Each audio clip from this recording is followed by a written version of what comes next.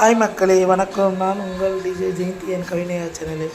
இங்கே பாருங்கள், இன்றைக்கி எங்கள் பையனுக்கு நினைவு நாள். ஞாபகம் இருக்கா எல்லாருக்கும்?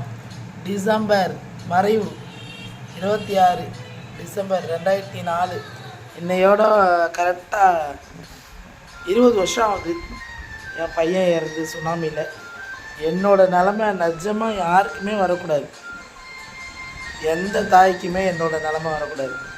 ஏன்னு கேட்டால், நம்ம குழந்தைங்கள இழந்து நம்ம எவ்வளோ கஷ்டப்படுவோன்னு கண்டிப்பாக ஒரு தாய்க்கும் தெரியும் எவ்வளோ கஷ்டம்னு. நம்ம கூட இறக்கிறதுக்கு தயாராக இருப்போம், ஆனால் நம்ம குழந்தைங்க இறக்க நம்மளால் பார்க்க முடியாது.